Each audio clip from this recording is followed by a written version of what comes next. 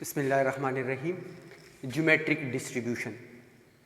A random variable x is defined to have a geometric distribution if the discrete density function of x is given by.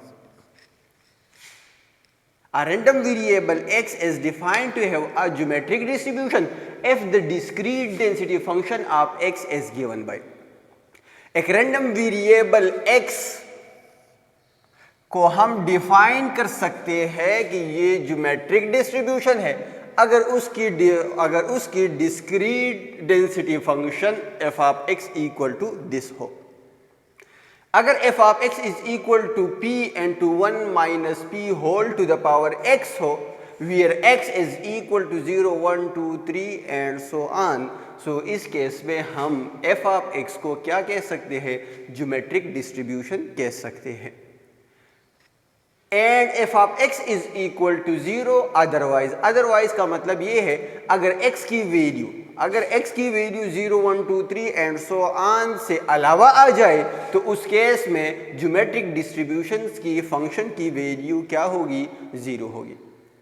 यहाँ पे आपने एक और बात भी याद रखनी है और वो ये है कि ज्योमेट्रिक डिस्ट्रीब्यूशन में चूंकि पैरामीटर p यूज हो रहा है तो इसलिए हम उसके फंक्शन को f ऑफ x के अलावा f of x comma b में भी रिप्रेजेंट कर सकते हैं।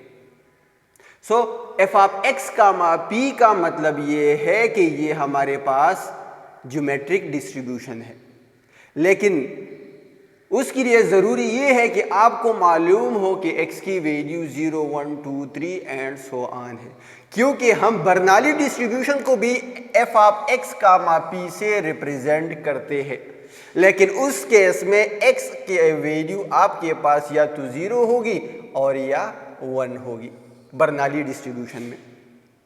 सो हम बर्नौली डिस्ट्रीब्यूशन और ज्योमेट्रिक डिस्ट्रीब्यूशन दोनों को इस फंक्शन से रिप्रेजेंट कर सकते हैं, लेकिन ज्योमेट्रिक डिस्ट्रीब्यूशंस के लिए x की वैल्यू 0 टू इन्फिनिटी है और बर्नौली डिस्ट्रीब्यूशन के लिए x की वैल्यू 0 और 1 है और यहाँ 0 अदरवाइज है, मीन अगर x की वैल्यू 0 1 2 3 एंड सो ऑन से अलावा आ जाए तो उस केस में ये आपके पास क्या होगा? 0, फंक्शन की वैल्यू 0 होगी। Where the parameter p satisfies p is greater than 0 and less than or equal to 1, यानी p हमारे पास greater than 0 होगा या तो less than 1 होगा या equal to 1 होगा। तो ये हमारे पास था ज्योमेट्रिक डिस्ट्रीब्यूशन। ये हमने ज्योमेट्रिक डिस्ट्रीब्यूशन यहाँ तक डिस्कस की कि ज्योमेट्रिक डिस्ट्रीब्यूशन को हम किस तरह रिप्रेजेंट करते हैं और ज्योमेट्रिक डिस्ट्रीब्यूशन के फंक्शन की वैल्यू हमारे पास किया है। अब if the random variable x has a geometric distribution, then prove that expected value of x is equal to p divided by q. Variance of x is equal to q divided by p square and moment generating function m of t is equal to p divided by 1 minus q e to the power t. So हमने ये तीन values find करनी है, expected value of x, variance of x and m of t end moment generating functions हमने find करनी है। यहाँ पे कहा गया है कि x रैंडम वेरिएबल है और ये हमारे पास क्या है? The random variable x has a geometric distribution, यानी x हमारे पास ज्योमेट्रिक डिस्ट्रीब्यूशन को रिप्रेजेंट कर रहा है। सो f ऑफ x हमारे पास क्या होगा? p into 1 minus p whole to the power x, क्योंकि ज्योमेट्रिक डिस्ट्रीब्यूशन की फंक्शन की value p into 1 minus p whole to the power x है और यहाँ पे दूसरी वैल्यू उसकी 0 है और 0 लिखने की कोई ज़रूरत ही नहीं है क्योंकि वहाँ ऑलरेडी ऑल वैल्यूज़ हमारे पास क्या आएंगी? 0 आएगी। तो हमने फंक्शन की वैल्यू को p into 1 minus p whole to the power x यहाँ पे लिख लिया है और ये भी हमें where x is equal to 0 1 2 3 and so on, और ये भी हमें क्लियर है कि 1 minus p is equal to q। 1 minus p की वैल्यू हमारे पास क्या है? इक्वल टू q है, तो 1 minus p की जगह मैंने q लगा लिया है तो ये q to the power x बन जाएगा। तो ये हमारे पास क्या है? ये फंक्शन हमारे पास ज्योमेट्रिक डिस्ट्रीब्यूशन को रिप्रेजेंट कर रहा है। सो अब हमने फाइंड करनी है एक्सपेक्टेड वैल्यू ऑफ x। अगर हम एक्सपेक्टेड वैल्यू आप x फाइंड करते हैं तो एक्सपेक्टेड वैल्यू के लिए दो किस्म की डेफिनेशन है, एक कंटिन्यूस रैंडम वेरिएबल के लिए है, एक डिस्क्रीट रैंडम वेरिएबल के लिए है। चूंकि हम डिस्क्रीट रैंडम वेरिएबल में डिस्क्रीट डेंसिटी फंक्शंस में बातें कर रहे हैं, so expected value of x is equal to summation x start from 0 up to infinity x f of x। Discrete case में हम समेशन यूज़ करते हैं और कंटिन्यूस केस में हम इंटीग्रेशन यूज़ करते हैं। चूँकि अब हम चूँकि डिस्क्रीट केस डिस्कस कर रहे हैं, लिहाजा यहाँ पे हमने समेशन लगाया हुआ है। We are X start from 0 up to infinity, क्योंकि x 0 से शुरू हुआ है and so on up to infinity. Summation x start from 0 up to infinity, x अपनी जगह पर और f ऑफ x की वैल्यू हमें मालूम है p into Q to the power x है, लिहाजा f ऑफ x की जगह मैंने p into Q to the power x put किया हुआ है। अब यहां पे अगर देखा जाए p हमारे पास प्री ऑफ x है, तो जब p हमारे पास प्री ऑफ x को, इसका मतलब ये है कि p कांस्टेंट होगा, तो p को हम समेशन से बाहर ले आते हैं, मल्टीप्लिकेशन के फॉर्म में लगाते हैं, क्योंकि ये हर एक टर्म के साथ मल्टीप्लाई होगा, तो इससे अच्छा है कि इसको हम समेशन से बाहर ही लगाएं। तो ये x p को हमने समेशन से बाहर ला चुके हैं यहाँ पे, और ये p to the power x नहीं बल्कि q to the power x है, क्योंकि p बाहर आया, x into Q to the power x, ये हमारे पास समेशन इस पर अप्लाई हुई। अब नेक्स्ट केस में हम क्या करते हैं, अगर मैं थोड़ा सा मूव करूँ कैमरे को,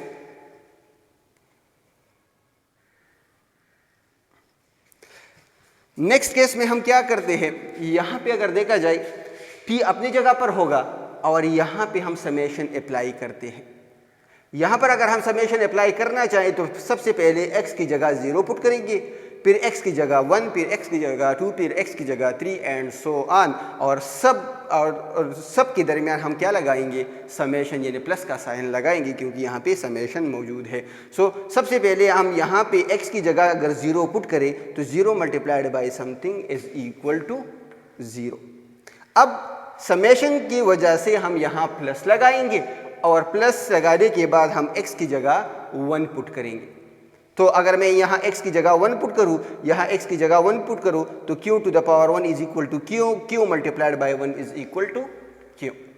फिर समेशन की जगह हम प्लस लगाएंगे और फिर x की जगह हम क्या पुट करेंगे, नेक्स्ट वैल्यू हमारे पास 2 है, तो यहाँ x की जगह 2 पुट करेंगे, यहाँ x की जगह 2 पुट करेंगे, तो ये 2 multiplied by q to the power 2 बन जाएगा। और फिर अगर x की जगह हम 3 पुट करें तो ये 3 into Q to the power 3 बन जाएगा, plus and so on. Bracket के अंदर यहाँ प्लस 0 की लिखने की कोई ज़रूरत नहीं है। ब्रैकेट के अंदर जितने भी फंक्शन है, तमाम फंक्शन में x q मौजूद है, तो लिहाजा हम यहाँ से q कॉमन निकालते हैं। तो यहाँ से q कॉमन निकालने के बाद 1 बाकी रहता है, यहाँ से q निकालने के बाद ये 2q बन जाएगा और ये 3q square and so on बन जाएगा। अब expected value of x is equal to P Q, ये हमारे पास एक बाइनॉमियल थ्योरम की एक्सपेंशन है, ये हमारे पास एक बाइनॉमियल थ्योरम की एक्सपेंशन बन रही है। और बाइनॉमियल थ्योरम की अगर उसको हम पावर के फॉर्म में लिख ले तो ये 1 minus Q whole to the power minus 2 बन जाएगा। अगर हम 1 minus Q whole to the power minus 2 को एक्सपेंड करें तो हमें ये रिजल्ट मिलेगा। इसी तरह अब नेक्स्ट हम क्या करते हैं, पी क्यू अपनी जगह पर 1 minus Q whole to the power minus 2 है। अगर इस फैक्टर को मैं डिनोमिनेटर में ट्रांसफर करूं तो ये whole to the power 2 whole to the power minus 2 whole to the power plus 2 बन जाएगा। क्योंकि अगर हम किसी फैक्टर को न्यूमरेटर से डिनोमिनेटर में या डिनोमिनेटर से न्यूमरेटर में ट्रांसफ़र करते हैं तो उसके पावर का साइन चेंज होता है। तो लिहाजा 1 minus Q whole to the power minus 2 को डिनोमिनेटर में ट्रांसफ़र करने से इसका पावर हमारे पास क्या बनता है, प्लस 2 बनता है। अब बाकी सब अपनी जगह पर है यहाँ, लेकिन यहाँ पे आपको मालूम है कि क्यू की वैल्यू हमारे पास क्या है, 1 minus P, Q is equal to 1 minus P. तो अगर मैं इस क्यू की जगह 1 माइनस पी पुट करूँ और फिर उसके साथ माइनस मल्टीप्लाई करूँ तो ये -1 प्लस पी बन जाएगा।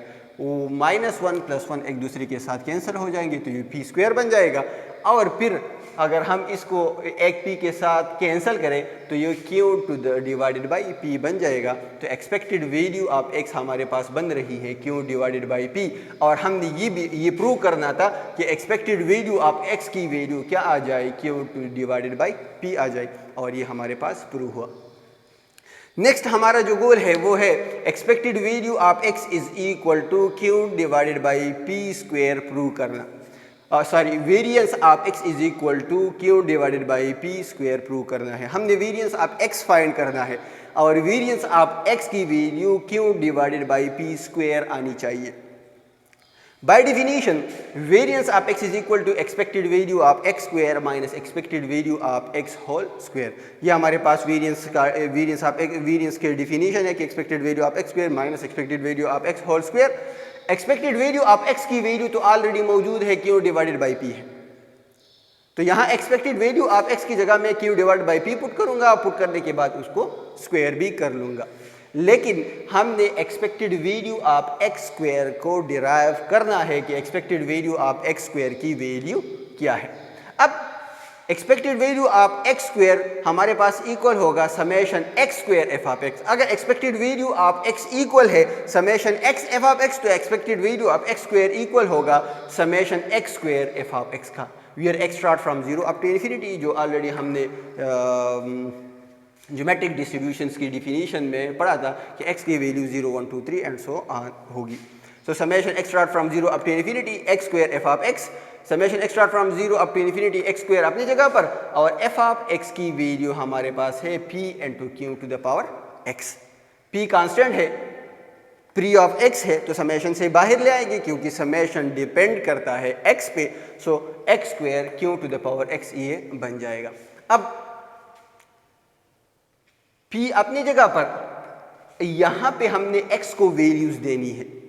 अगर यहाँ मैं x की जगह 0 पुट करूँ तो 0 multiplied by something is equal to 0, plus x की जगह 1 पुट करूँ तो 1 square is equal to 1, 1 multiplied by q to the power 1 is equal to q, plus putting x is equal to 2, so x को 2 square is equal to 4, 4 multiplied by q to the power 2 बन जाएगा।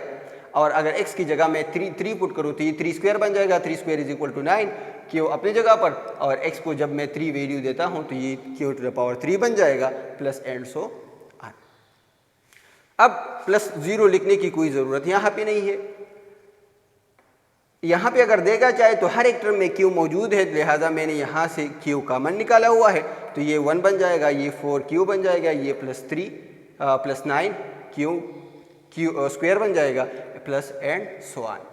अब हमने कोशिश करनी है कि हम इसको बाइनॉमियल थ्योरम को पावर की शक्ल, बाइनॉमियल ये हम कोशिश करते हैं कि इस एक्सपेंशन को, इन टर्म्स को बाइनॉमियल एक्सपेंशन में चेंज करें।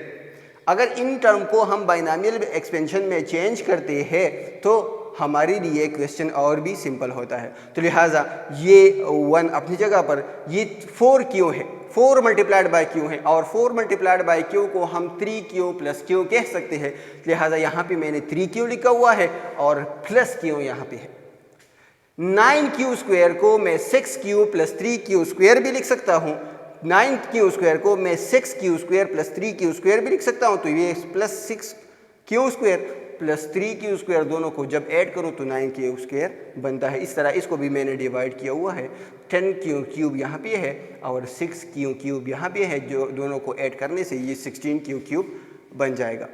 ये बाइनॉमियल एक्सपेंशन है। अगर इसको हम पावर की शक्ल में लिखिए तो ये 1 minus q whole to the power -3 बन जाएगा। और यहाँ पे इन टर्म्स में अगेन q कॉमन है, तो q कॉमन निकालने से ये 1 plus 3q plus 6q square plus and so on बनता है। 1 माइनस q, यहाँ पे आपको मालूम है कि q की वैल्यू हमारे पास क्या है, 1 माइनस p है, तो अगर मैं p को यहाँ ट्रांसफ़र करूँ, q को वहाँ ट्रांसफ़र करूँ, तो p की वैल्यू 1 माइनस q बन जाएगी। तो 1 माइनस q हमारे पास इक्वल है किसका, q का। तो यहाँ 1 माइनस q की जगह मैंने क्या पुट किया हुआ है, p पुट किया हुआ है, तो ये p टू द पावर -3 बन जाएगा। प्लस क्यू अपनी जगह पर। ये भी हमारे पास बाइनॉमियल एक्सपेंशन है। अगर इसको हम पावर की शक्ल में लिखे तो ये 1 minus Q whole to the power -3 बनता है।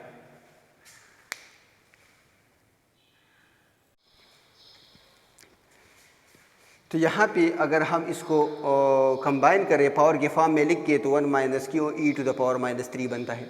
Further expected value of x square is equal to P Q multiplied by E to the power -3 को हम 1 divided by P to the power 3 भी कह सकते हैं, प्लस क्यू अपनी जगह पर या 1 minus Q is equal to P to the power -3 is equal to Q divided by P to the power 3।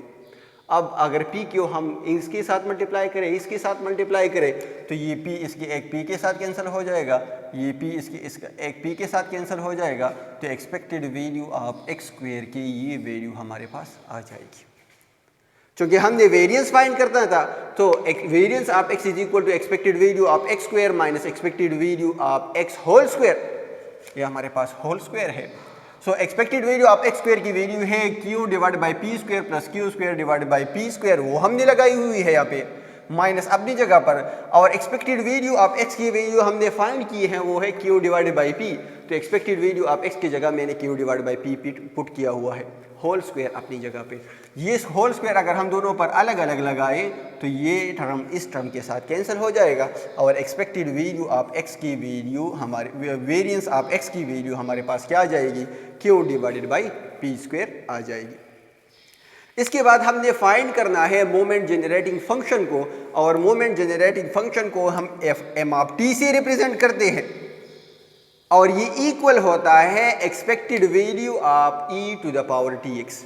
Expected value of e to the power tx is called moment generating function. So our expected value of something is equal to summation that thing multiplied by f of x. So यहाँ पे e to the power tx है तो summation e to the power tx f of x बन जाएगा। अब f of x की value already हमें मालूम है और वो है हमारे पास p into q to the power x, क्योंकि ये हमारे पास ज्योमेट्रिक डिस्ट्रीब्यूशन को रिप्रेजेंट करता है एफ ऑफ एक्स। लिहाजा एफ ऑफ एक्स की जगह हम p into Q to the power x put कर लेंगे। p की कांस्टेंट है, फ्री ऑफ x है, समेशन से बाहर आ जाएगा। e to the power tx multiplied by q to the power x अपनी जगह पर। e पर भी x पावर है, q पर भी x पावर है, लिहाजा e power t multiplied by q whole to the power x भी हम लिख सकते हैं। अब यहाँ पे हम क्या करेंगे, x को वैल्यू x की वैल्यू पुट करेंगे तो x की जगह यहाँ 0 पुट कर लो, फिर x की जगह 1 पुट कर लो, फिर x की जगह 2 पुट कर लो and so on is equal to p। अगर मैं यहाँ x की जगह 0 पुट कर लूँ तो 0 to the power something to the power 0 is equal to 1 plus अगर मैं यहाँ पे 1 पुट कर लूँ तो ये e to the power t multiplied by q whole to the power 1 बन जाएगा। अगर मैं यहाँ पे 2 पुट करूँ तो ये e to the power t multiplied by q whole square बन जाएगा। अगर मैं यहाँ के x की जगह 3 पुट करूँ तो ये e to the power t multiplied by q whole to the power 3 बन जाएगा, plus and so on. So ये भी हमारे पास एक बाइनॉमियल एक्सपेंशन है और इस बाइनॉमियल एक्सपेंशन को अगर हम पावर के फॉर्म में लिख ले तो ये 1 minus e to the power t multiplied by q whole to the power -1 बन जाएगा। अब न्यूमरेटर से अगर हम एक फैक्टर डिनोमिनेटर में ट्रांसफ़र करते हैं तो हमारे पास एम ऑफ टी क्या बन जाएगा, p divided by 1 minus e to the power t q multiplied by q whole to the power -1 को डिनोमिनेटर में ट्रांसफ़र करने से 1 minus e to the power t multiplied by q बन जाएगा। तो ये हमारे पास वैल्यू आ जाएगी मोमेंट जनरेटिंग फंक्शन की। सो आज के इस लेक्चर में हमने सबसे पहले बाइनॉमियल डिस्ट्रीब्यूशन डिस्कस की, फिर हमने उसकी expected value of x find की, फिर हमने उसकी वेरिएंस फाइंड की और लास्ट में हमने उसकी मोमेंट जनरेटिंग फंक्शन फाइंड की। और मोमेंट जनरेटिंग फंक्शन की जो वैल्यू आ रही है वो हमारे पास ये है। Thank you.